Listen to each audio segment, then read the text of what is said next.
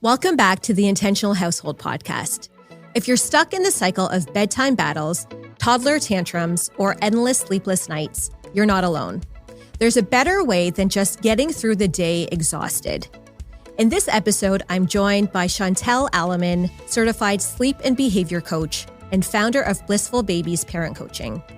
Shantelle shares her expert guidance on bringing calm, structure, and better sleep back into your home, with practical tools and a deeper understanding of both your child's needs and your own.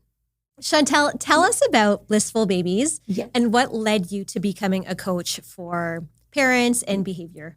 It started a long time ago. I started when I was only 10 years old, just old school, going to the mailboxes and just pulling all the tags off of the mailboxes, calling people, just saying, can I come and just basically hang out with your baby? Wow, I loved kids. At the park, my friends would be there playing with their friends, and I would be pushing the baby in the swing or catching the baby on the bottom of the slide. And so it was kind of a very natural progression, I would say. Started kind of with babysitting, led into more kind of taking the route of getting my early childhood education. And anytime I was in the home, I was happy. I felt I was able to really nurture the parents, the kids, and the family as a whole. But when I was in the daycare, there was something missing. It was like, I don't know, there was something more that I could do. There were a lot of restrictions, whether you can not have the kid sit on your lap or you can't hug the kid. And so for me, I was thinking, how do kids need that? Yeah, kids need love, so hard, that right? part. Mm-hmm. And so I realized in going through, I thought I wanted to be a teacher because everyone wants mainstream. Okay. It's like, you like kids, okay, you're a nurse or you're a teacher. Mm-hmm. It's very like, this is what you do if you like kids, right? Or you're a lawyer because you're very, you can respond well to things. But I knew I liked being in the house. So I said, okay, how can I continue on my path and do what I love? And that kind of led to my first, I would say, nanny job. And I moved to Montreal. I just got on a plane. I'd never been there before. And I found a client, and they really wanted the children to be disciplined. They wanted the children to learn and grow. And it wasn't just a babysitting job at this point. It was like I was helping raise these kids. And so in this is where sleep came in the mix, because we were traveling all over the world. We were going to Europe. We were going all places with time changes and this. And I realized we need sleep. I need sleep. The kids need sleep. And so I just started to learn more about sleep and the science behind sleep.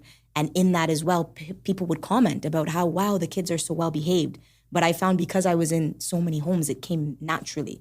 Like, we need to sit at the table. We need to do this. And at the end of the day, it was like more trial and error than actual just learning from textbooks. So I would learn from textbooks along the way, but the most was just being put into those different environments.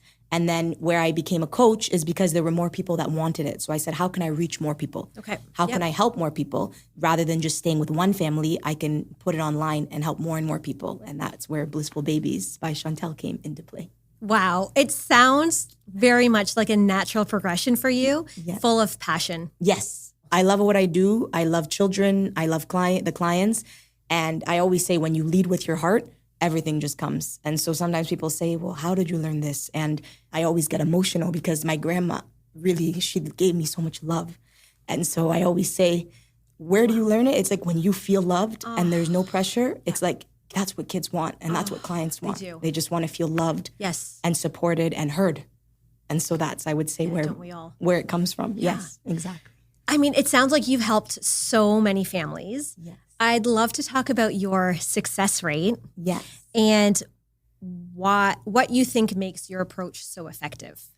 My success rate, I always joke and say, because parents will always ask, well, what is the success rate? Because they want to ensure I'm paying this amount of money. Will it be successful? Yes. And so I'm always very transparent with them. And I would say my success rate is 120% for those who want to commit and follow through. I can't guarantee anything, but when it comes to sleep and discipline, if they show up and they listen to what I'm able to guide them in, and I'm able to listen to what they need, the success rate is 120%. It is possible. So you're talking about the success rate with the parents. Yes. Right? Absolutely, yes. Okay. So when it comes to success, we always have to look at the whole picture. And when I say the whole picture is children are children, there's different personalities, there's different issues that come into play. But when parents come to me, it's about talking to them, are you ready to change? And not only are you ready to change, a lot of the times the moms come, they contact me. Okay. So it's not only are you ready to change, but where's your partner?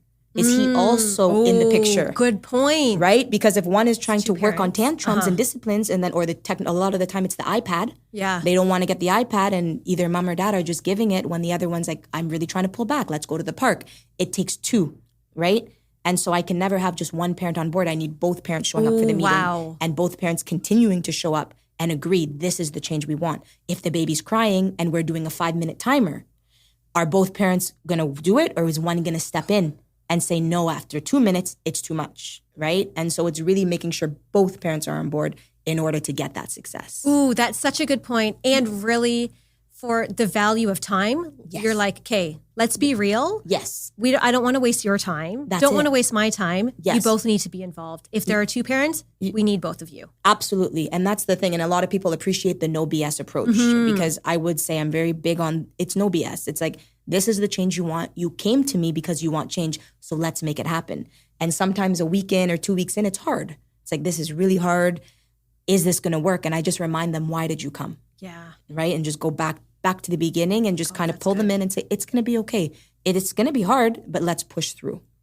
And I can imagine how there may be a little bit of convincing to that partner initially. Yes. Oh my goodness, yes. Especially if it's not the initial partner who signed up for it. Because remember, when you're going to change something, any behavior, whether it's sleep, tantrums, technology, there's going to be pushback. And so it actually ends up being more work, which is why so many people stay where they are. Yeah. It's easier to just give the iPad. Yes. Give them pasta for dinner every night, right? Not put vegetables on their plate. It's easier because then you don't have to have any pushback. And so I always say, do you want the change? And coach them, because the parents need the support. They're coming because it's become hard. Yeah.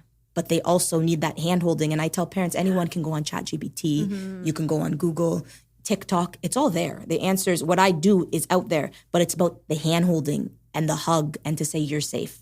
You're going to be okay, and we're going to get through it. Yes. And we could all use some hand-holding. Yes. Because that's what really helps to lead to success. That's it. It's totally it. And I always say, it's like, even me, I have my own coach. And I always say, when you're paying for something, you're going to put the effort out there. Because you're paying, it's an investment, right? And so I do find as soon as if there's some people who reach out to me and I give them like a little 15-minute call and they're okay. But the ones that pay, that's when the success happens. Because it's like, now I've just invested in myself and invested in my family and invested in my children. So those people that show up and make that payment, always a success. Always. Oh, okay. I love that. Yes. So I know that you are big on communication. Yes. And using communication as a tool to success. Yes. So how early is communication essential with our kids? I always say it starts from day one. Whether babies are babbling, they're hungry, they're getting cranky, they're getting tired, they understand. I even say to talk with them, talk them through. You're laying them down. Can I change your diaper? Right? And can I wipe your nose? And I always say, when kids know what's coming and what to expect, you see they respond better. They feel safe. It's the same with us. If someone just comes and taps you and just starts maneuvering you, it's going to make you jump. Yeah, that's startling. It's startling. It's the same with a child, right? A new toddler, someone's coming over, grandma's coming over tonight. You're giving them that warning, the respect to let them know there's a change that's about to happen, right? Okay. We're going to start to clean up in 5 minutes. You're communicating, right? And then in turn, because you start communicating when they're very young, they start communicating with you. And so even babies can't talk yet, or toddlers are learning to talk, they then start to point, you would like that. And then you're also giving, so that kind of communication then turns into language. Okay. So then rather than crying, what is it that you would like? And help give them those words. And so when you relate it back to, I would say, more babies per se, you're communicating, it's sleep time. And I always say some of it's nonverbal, the lights are shutting off. That's letting them know you're putting the sleep sack on. Okay, sleep is coming. So even nonverbal communication comes into play when it comes to communication. Intentional living doesn't mean perfect living. It just means choosing what matters on purpose. Want help making those little shifts in your household? Find tools, downloads, and episodes at intentionalhousehold.com. I think that we often, as parents, underestimate how much our babies or our toddlers can understand. Yes. And I think quite often, especially when we have babies, we really think like communication doesn't even matter. Like, why bother saying this? Why bother saying, okay, I'm going to wipe your bum now? Yes. Because we just expect that they don't understand. Yes. But it's not like one day you're just going to start talking to them at a certain age. That's it. So you're saying just making it, starting from the very beginning. Yes. As if they are a person. Yes. Who understands you. Absolutely. And you actually start to see that. You see the difference between parents who don't talk with their kids and parents who talk to their kids. Because the kids feel safe. It's like, and like I was saying, it doesn't have to be communicative, but they trust the parent. Okay. They trust both parents and they trust who's coming in because like you had said, you're talking to a baby and it feels funny at first. Like when my clients are in the other room and they hear me saying, oh, we're going to do this, or can I take your shirt off, or can I get you changed, or I'm putting you in the bath. They're like, that. How do you do that? I want to do that. And it feels strange at first. Okay. It really does feel strange because they can't communicate back yet. Right. So it just feels like, well, why am I just talking to a baby? Yeah, because I'm sure I didn't do that. No, this is it. Right? And so it's like you're just going through the motions, right? Yeah. And eventually your kids talk. They were okay, right? Yep. But I think when you'll notice earlier on less tantrums and less power struggles as they get to it. Wow. Because then they understand. So it's like when they're 18 months or when they're 1, it's like, hey, Tata, can you give me your shoe? And I always say it doesn't have to be the exact words. It's like Tata, or like you can kind of dumb it down so it's smaller phrases, but you start to see them early on really communicating and really getting it and just looking at you. Like with the diaper changes, when I say, okay, legs up, I'm changing you, their legs just shoot up. Wow. So it does become like you guys are communicating together. And when you see it click, you're like, oh, wow, they really understand what I'm saying. So you're saying to the parents, just do it. Just start. Yes. Just start. Even if it feels funny, just start, because they are little people. They become like your little, you spend all day together, right? So just start talking.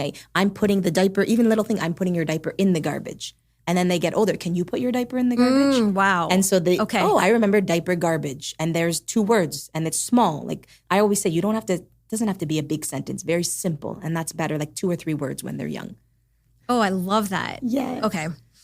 Why do you think so many challenges or tantrums or behaviors come down to unclear communication? I think oftentimes what I see is a lot of parents aren't confident in the way they're communicating. Okay. And so I always say, when you're saying, put your shoes on or else I'm going to leave, it's an empty threat. Okay. Because you can't leave if they don't put your shoe on. So where are you going? So I always say, when you're communicating, make sure whatever you're saying is something you can follow through with. Okay. So when you say, when you say the tantrums, it's like, why do tantrums exist? It's because number 1, the kids don't feel heard. Okay. And number 2, it's, did you prepare them for that transition, right? And what I often see is a lot of times the parents want to protect them. And so what happens is they eliminate any stress or any things that will set the child off. Okay. So it's like, rather than we need to leave the park, it's like, hey, let's go home and get a lollipop. Okay, got it. Right? And so it's a bribe to go home to get the lollipop. Yes. Why? Because the parents feeling anxious. Oh gosh, I don't want them to embarrass me.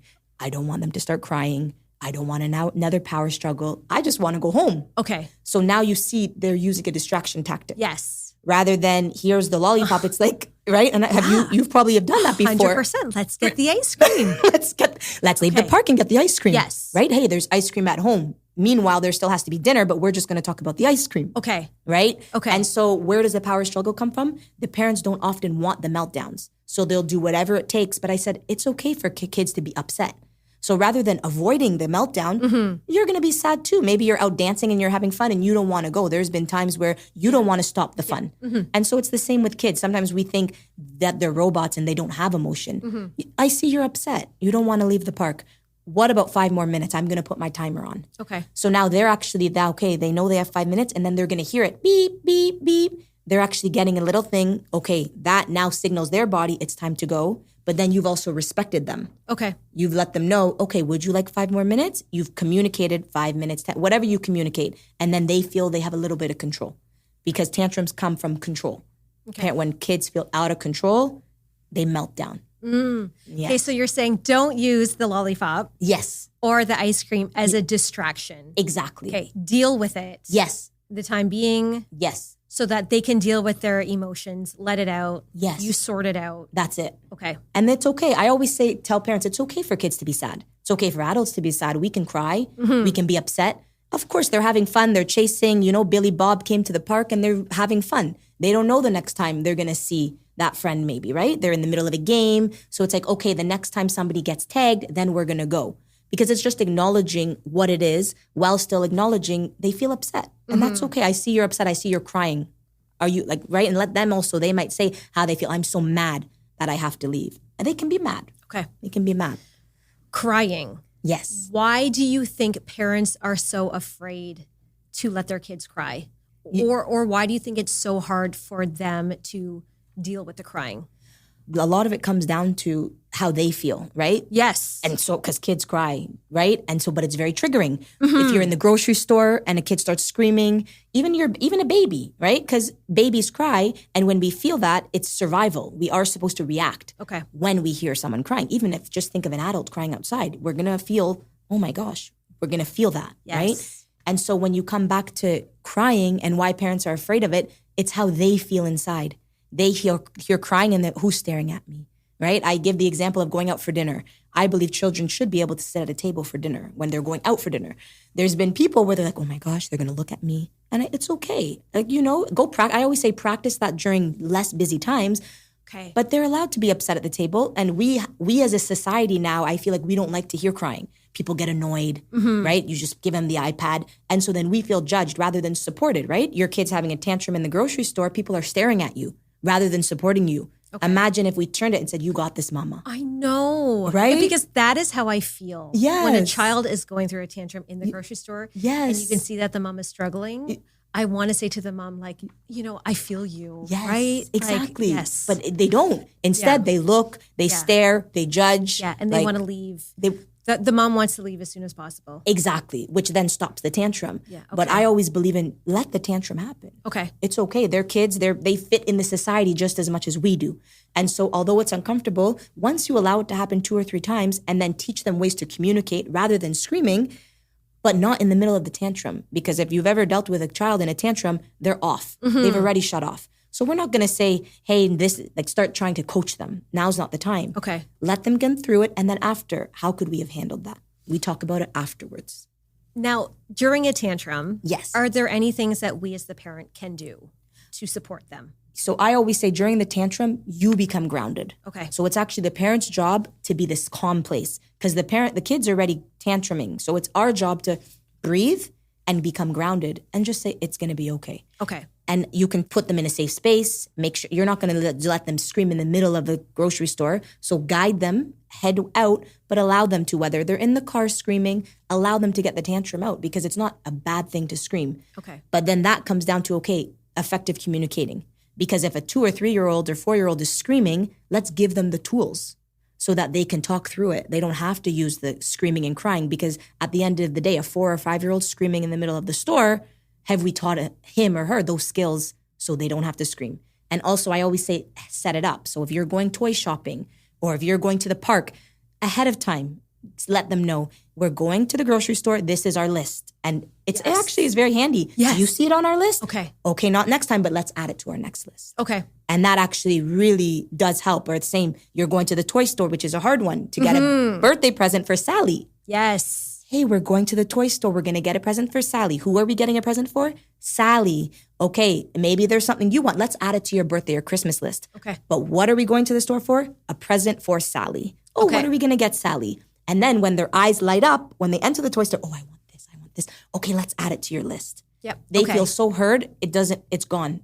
Okay. It's like, let's put it, and even in the moment, add it to the list. I have it on the phone sometimes when I have the kids and I say, okay, I'm adding it to your list. Yes. They're going to forget about that Nerf gun right away. The Nerf gun's gone. They don't even remember it. And it's not to say we'll always go back to the list to say, is this still what you want? But usually it's like, I see it, I want it. Right? I feel very validated right now because those are strategies that I do. Yes. And they help. And so I'm happy to know that this is something that you encourage. Yes, I love that. And you find it helps. Yes. Yes. 100%. That's it. They feel heard. Yes. They feel heard and you're pre-prepping them to go into these environments. Yes. And it has helped. Exactly. No, I love that. This podcast is for busy, imperfect households like ours. If you've ever wanted to create more ease at home without lowering your standards, you're in the right place. Head to our website, intentionalhousehold.com, or follow us on Instagram @intentionalhousehold for more support. Can we go back to dining out for a second? Yes. Because I know that, like, especially in our family, we don't dine out very often. Yes. Because 2 of our kids have a really hard time sitting. They're running around. But it's something that we would like to practice. Yes. So you mentioned going when it's less busy. Yes. Do you have any other strategies or suggestions on how to ease into the skill of dining out? So I always say whatever you do at home, whatever you do in private is going to show in public. Okay. And I truly believe that. So some parents... Okay. Very scary for some families. Very scary.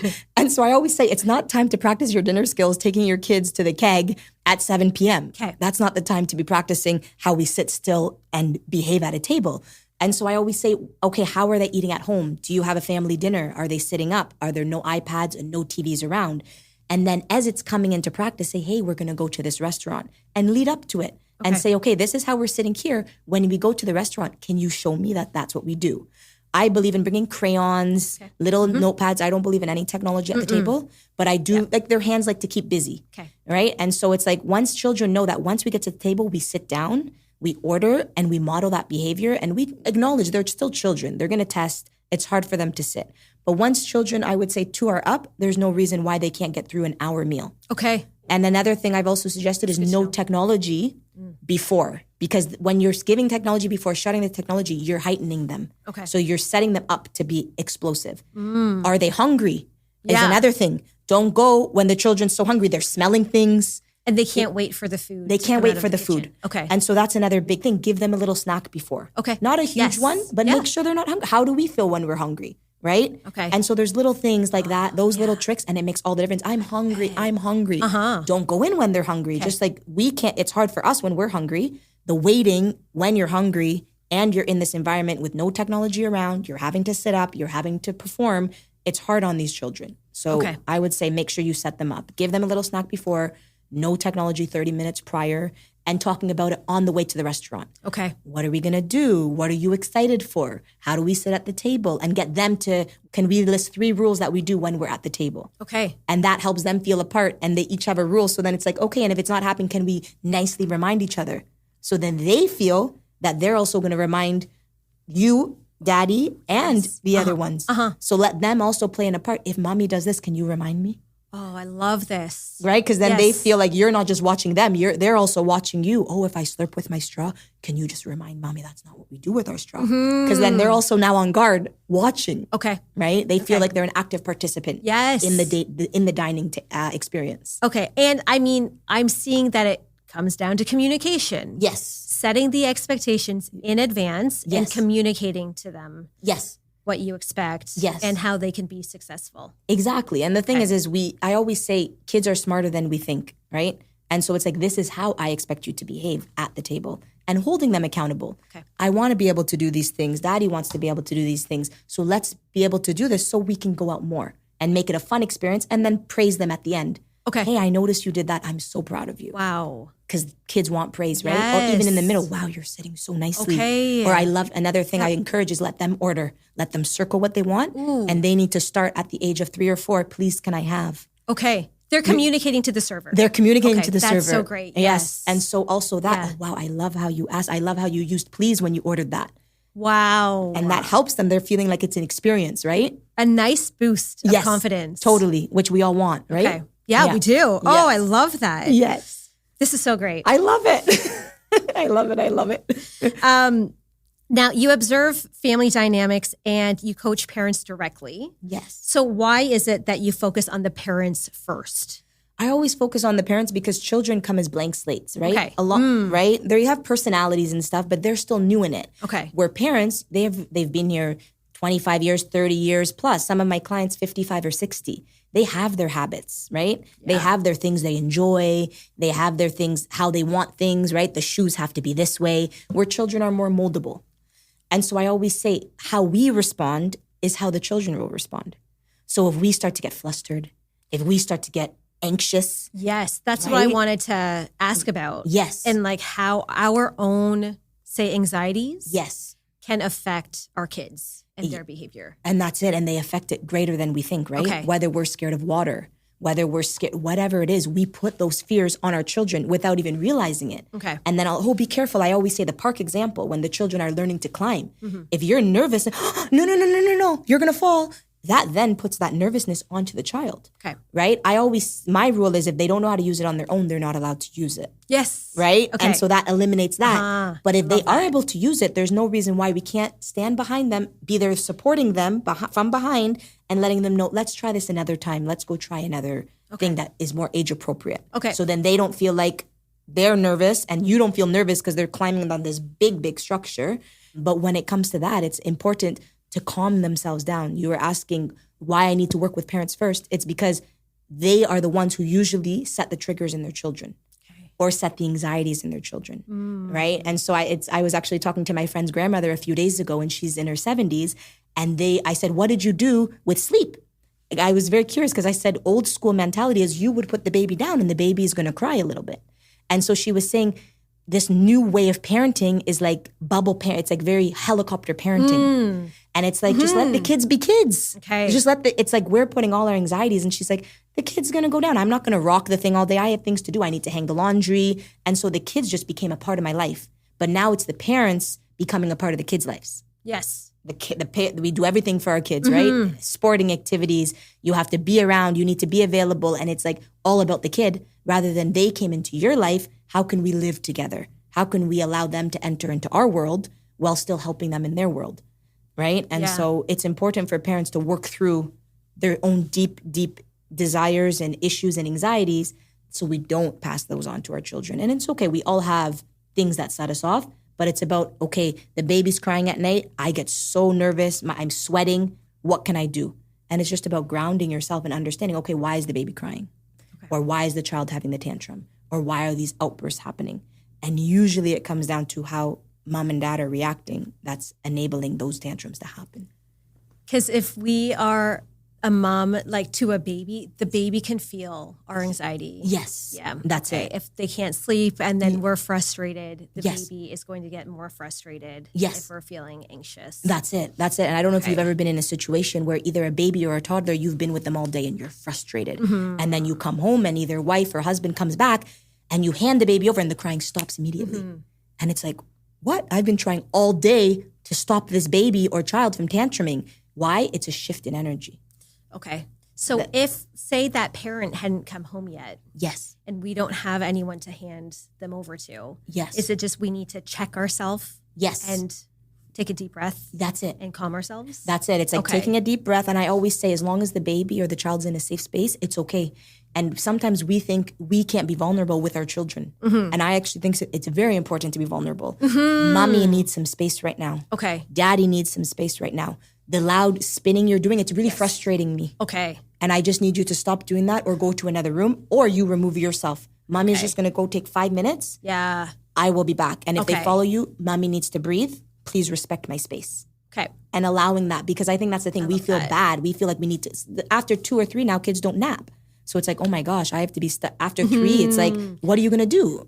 You're home all day. Yes. Right? Yeah. I remember that transition being hard, thinking like, what? I'm not going to have any downtime? This is it. And then another thing that leads into this, what I tell parents is you don't have to be on for 12 hours a day. Okay. You don't have to be on for 14 hours a day. We need to start implementing quiet time. I always say when they're done napping, that doesn't mean you're on all day. They still need to go and quiet their brain as well. And we need to quiet our brain. And so we've just gone to the park. We've gone to the splash pad. We've gone to the zoo. Okay, it's 2:00. We're all taking an hour. And that hour, technology free. And you give them a safe space, whether you want to read, they want to read, whether they want to do a puzzle or play quietly with some blocks. Every day, everyone needs quiet time. And so they can be in their room? Yes. Okay. And let's just say they keep coming out. I always say start with 5 minutes. Okay. For children who've never done this, which is what I deal with. Okay. It's a skill again. It's a skill. Okay. It's a skill. So we start with 5 minutes. And sometimes you don't even have to, mom is just right here and letting them know because a lot of the time they want to be close to you. Okay. They don't understand, right? Hey, do this. Mom's going to be back in 5 minutes. Hey, do this. Daddy's going to be back in 5 minutes. So then they feel like, okay, you're not just leaving them. And go back. Say, could you finish this? I can't wait to see it. I'm going to be back in 5 minutes. I'm just going to go do this. Go back. Gradually make it 10, 15. What happens? And it's funny. There's an aha moment. And all of a sudden it's like, where's Ben? Ben's been playing for 45 minutes on his own. And it's like, it's this little aha moment. And it's like, wow. Because they then start to enjoy that time and they feel safe and secure. I don't need mommy and daddy beside me. Okay. I have my safe space, right? And I always say, make sure you don't have markers around or make sure you've trained markers, diaper cream, lotion. No, that's, that's great because my kids have cushions that they play with. Yes. And my son has some everyone has some markers in their room. Yes. And my youngest, on one of his cushions, there were some nicely drawn circles. Yes. And the other night I said, where did these come from? He said, I don't know. Yeah. It wasn't me. Never. I said, was it you? It wasn't me. It was like, okay, we all know it was you. Yes. And as everyone else came into the bedroom, they saw them. They said, oh no. Yeah. Oh no, the markers. Yeah. This is it. So what I always say is never teach them, right? So, instead of, wow, you did some circles. So rather than reacting, wow, you did some circles on the cushions. Next time, instead of doing circles on the cushions, here's some paper. Okay. And put it in, I always say, put it in a separate area. It's not worth tempting them. Okay. So here's the markers and here's the paper. So next time you want to do some O's or some drawing, it's going to be over here. Okay, that's great. And then you've taught them without pushing it in them. Why did you do this? But still allowing them to know, I'm glad you grabbed some markers, but let's do it on paper next time because it's important they understand. Yes. This is a cushion. This is a wall. Markers don't belong on that, but you don't want to make them feel guilty. Right. Okay. Yes. So communicate to them the expectations for next time. Exactly. Okay. That's it. And that's it. New here? Don't stop at this episode. Binge our full archive. From how to find a babysitter to getting the right help for the life you actually want to thriving as a couple, we've got it all at Intentional Household. Find us on Spotify, Apple Podcasts, or wherever you listen. And you mentioned technology free. Yes. And so that includes the TV. That's right? it. That includes the TV. Okay. TV's off. Okay. Yes. Because I think that often can be confused. Yes. For some people, they think downtime is laying on the couch and watching TV. Often it's, they have quiet time. Well, what are they doing on their quiet time? I'm giving their iPad for an hour. Or, hey, they just watch a movie. Their brains are still stimulated. It's like mindless thinking. Is there a time and a place for technology? Absolutely. I say 1 to 2 hours on weekends and during the week, 30 to 45 minutes. Oh, thanks. That's a great guideline. Yes. And so no problem. I'm not against technology. I just think if we put it in windows and put a limit, it's going to help the children and the parents. They understand, here's your timer. They still feel it. But for me, quiet time is technology free. Okay, it's different. Yeah. Got it. Yes. Okay. It always helps when people have some sort of guideline that they can work around. That's it. Yeah. Okay. Yes. So that's really helpful. Yes. Let's talk about discipline. Yes. And punishment. I know a lot of us grew up with a lot of punishment, but it seems like that is not the effective strategy these days. So how can we deal with discipline or an alternative to punishing? Yeah, so I always say with the difference between discipline and punishment is like discipline, right? You're going in and it's like connecting before we correct. Okay. Right? And so it's very important that we connect with the child first. Connect with the whoever you're about to put that in with, right? Teenager, child, toddler. You must connect, right? And so discipline is like, okay, you've done it, right? And a punishment is like, okay, I'm going to spank you, or when your son drew on the thing, yelling at him for doing it. Rather than, that made mommy upset. This, like, mommy and daddy, we bought this, right? We got this for you. This is, we all enjoy it. Where can we use the marker instead? They're a part of the punishment, right? And the discipline. So it's like, rather than just slapping them, or like back in the day, a lot of people use spanking, but there's no teaching. No. Right? You're just, oh, you did this, let's punish you with a spank. Yes. And what do they learn from that? To then hit their brother because they didn't like something? They're not getting anything from that spank, right? Right. So it's important when we come to discipline. Just pain. Just pain. They are in pain. And so they do, listen, they do think about it when they see the hand, like, ooh. Yeah. But it's not actually teaching them to not draw. They're just more sneaky, right? So just not getting caught. And so when it comes to discipline, it's just consistency and boundaries and watching them. I think sometimes parents think they can just send the kids off and they're just going to know, right? Oh, they're going to know this is the expectation. But did anyone teach them that? And not only that, are you guiding them? Are you watching? Are you saying, is this what we need to do? Because a lot of the times the kids don't know, like the lotion, the first time the kid puts the lotion everywhere, they're like, oh, this feels nice. Okay, well, we've already put it here. Let's just continue the rest of the body. But they don't understand, okay, that might not be the best place to use lotion and that much lotion. So let's instead have a time where we do lotion together and let's do a small amount. And let's start with the hand and I said it's more effective, right, when you do it. So it's more teaching them rather than just using spanking or timeouts as a punishment. Okay. Yeah. Because, we always struggle with, there's zero punishment in our household. Yes. And I know there shouldn't be punishment, but we're kind of like, how do we reinforce the messaging to our kids so that they don't continue to do that behavior?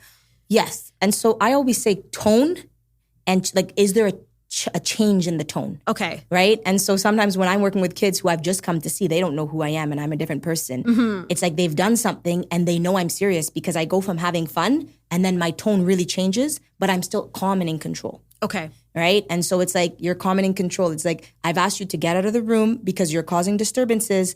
I would like you to leave now, please. Very clear. Okay. They've come back and it says, you have not respected what I've said. I'd like you to go. And then I stop engaging. Okay. So then the next time it happens, you just turn them away. There's no talking. If not, it becomes a back and forth. And so when it comes to kids, they want the back and forth because then it's like, oh, this is fun. They get a high off of it. Yes. Right? And then it becomes a power struggle.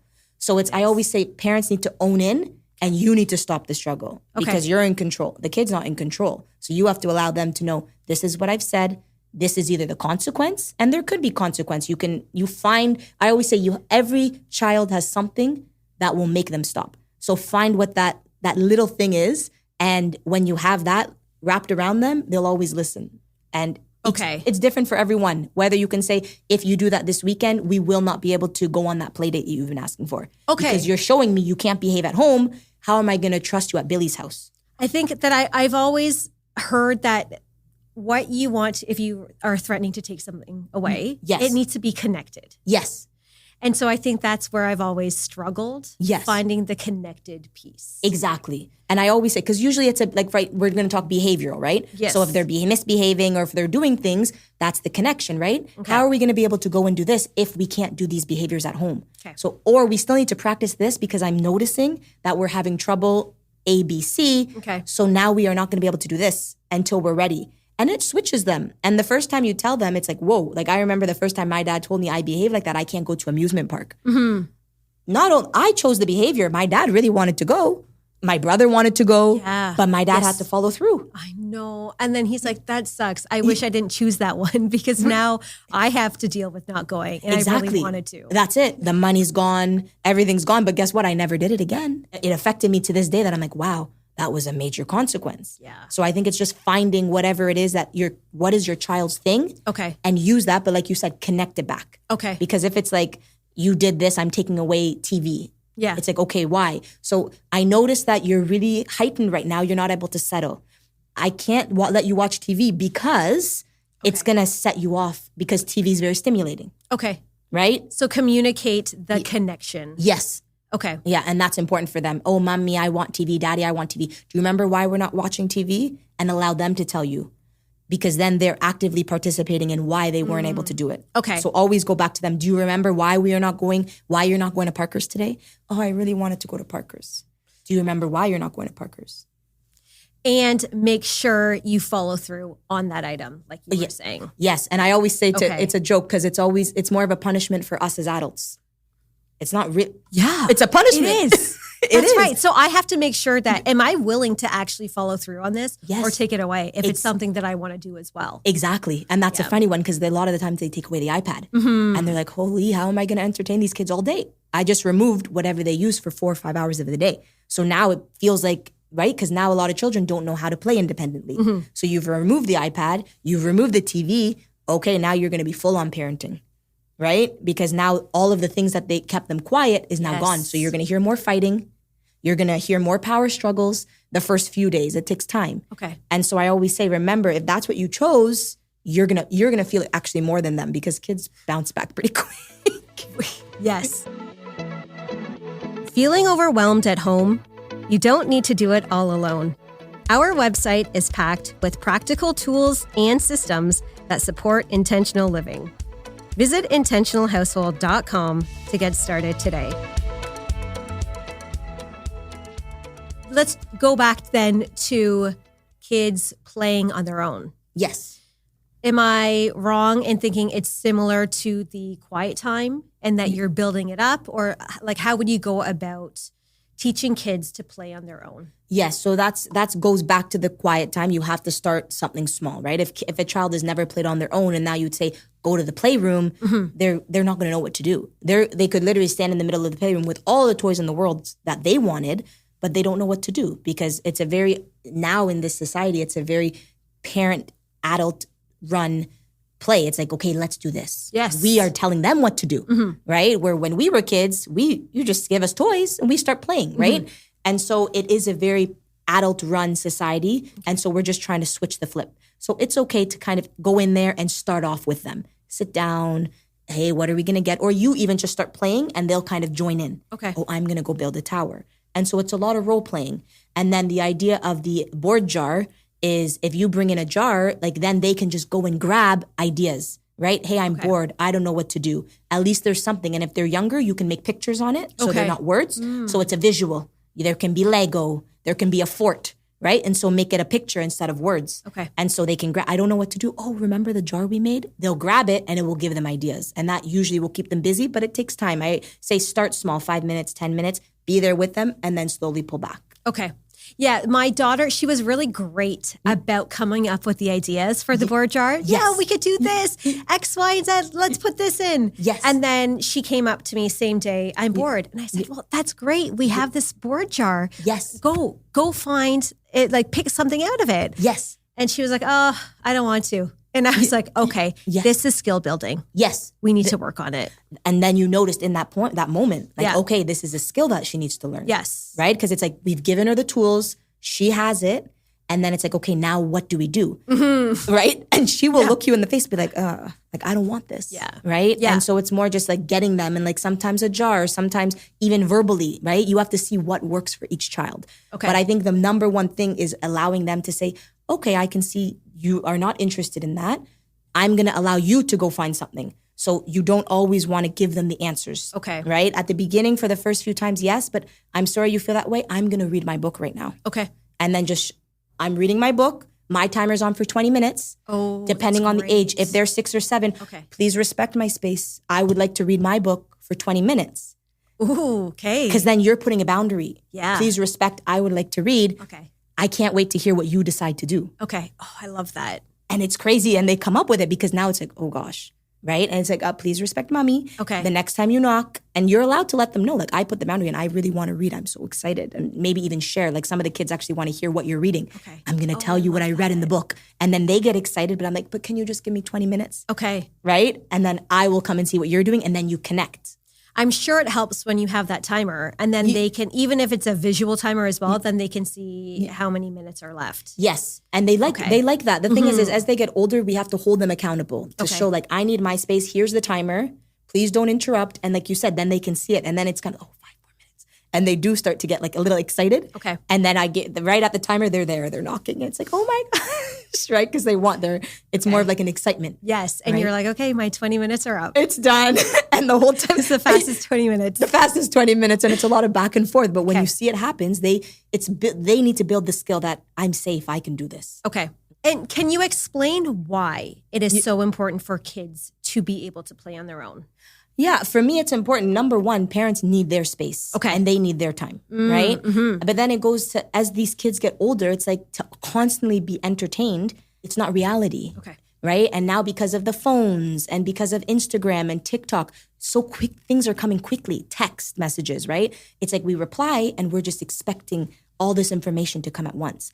And so teaching children to be able to just be calm and be safe in their space is when things get created, right? And I always say boredom is the key to an imagination, right? That's where inventions happen. That's where ideas come. So if you never allow your kids to be quiet in their space, and we are always telling them what to do and telling them how to play, we're not allowing them to develop. We are telling them what to do, right? And so we're actually stunting that. And when parents actually start allowing their kids to play, they're shocked because the things they start to build, the things they start to discover, the things they start to do is just, they would have never done that because it's always so like, we are going to do this together. We are going to do that together. So their brains are, oh, how should I draw this? If you notice, kids are always asking, how should I do this? How should I do that? Rather than allowing them to just develop. And then they also find out more about themselves. But the number one thing is I think parents need their quiet time too. Yes. And I think we underestimate the importance of just being still. 12 to 14 hours, like if your kid's up at 5 a.m. Yeah. and you're having them on the go till 7, that's a long day for anybody. It is. Right? Yeah. Including the kid. Okay. So they also need to shut off, and you'll notice less tantrums because they're not constantly stimulated. Their brain's actually having time to just turn off and to just be quiet. Okay. And so this is quiet time for all ages. Yes. All ages, 10 years old, 9 years old, 8 years old. You want to read a book. You want to draw. Do you want to paint? Whatever it is. But the house, and I always say every house that I work in, we all have quiet time for 1 to 2 hours. Ooh. And everyone knows when they come in, the house is, I remember there was a chef working at my one house and he's like, oh my, because before it was chaotic. It was always go, go, go, go, go. Yeah. He's like, it's crazy at 1 o'clock. It's silent. It's quiet. He's like, it's so beautiful. And it's just because everyone's just in their space. I always call it in their zone of genius. Wow. Because the things that can happen when it's just quiet is just, it's beautiful. And sometimes the kids even fall asleep because you're giving them that time. It's like we as adults take naps, right? And so it's why if they're out in the sun all day, why at 1 o'clock can they not have a 45-minute cat nap, right? Okay. And so you're giving their body to actually quiet down and allowing them, if they need the rest, they'll fall asleep. And so some will fall asleep. I always say don't let them sleep longer than an hour or else you're going to be having them up till 11 o'clock at night. But if they need a little cat nap, that's okay too. Wow. That's a great habit for families to implement. Yes. Okay. I'm going to start that one. Yes. Check. Now, does it matter the amount of toys we have available to them so that they can play on their own or have this quiet time? I always say yes and no. I'm a minimalist. I don't believe kids need a whole ton of toys because it becomes very overwhelming. It's like they walk in and they're like, they don't even know what to take. Okay. So I believe in rotating. So I believe open space and rotating the toys. Okay. And I find when you rotate the toys, they actually play with them more and it's more exciting. So it kind of feels like, oh, I haven't seen this in a while. And then it pops out and then it keeps them more engaged. Because if they see it every day, it's there. Even if they don't play with it, it's there. Where if you remove it, and even sometimes with birthday gifts, I put it away and then slowly bring them out and put them on the shelf. Okay. And so they feel like it's new and exciting. Rather than imagine opening 20 gifts at a time, play. What about you bring 3 toys out? Okay. 5 toys out.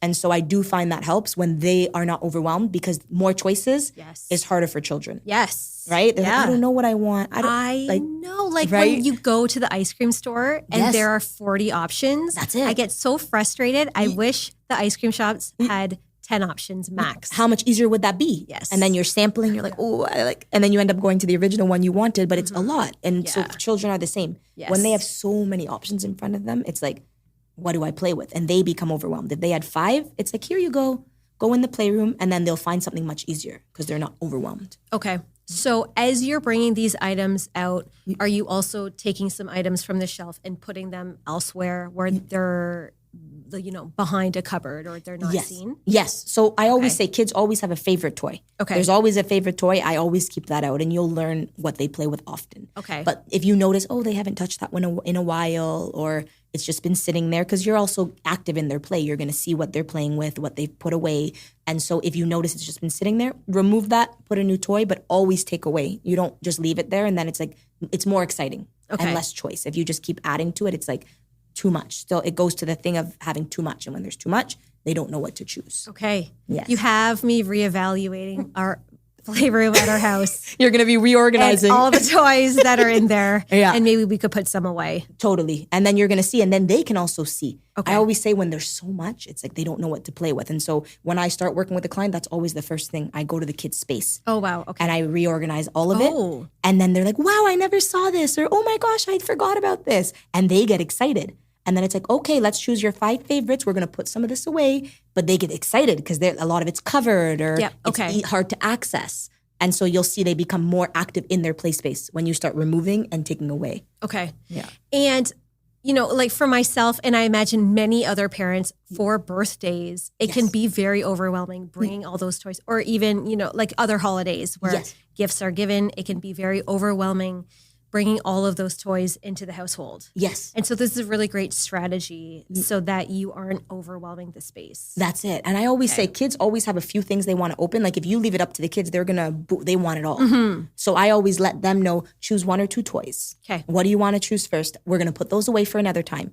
and letting them know as well. Okay. And then in that, it kind of goes, okay, I noticed we haven't used these toys in a while. Do we want to donate it? Maybe there's other kids who want to play with it.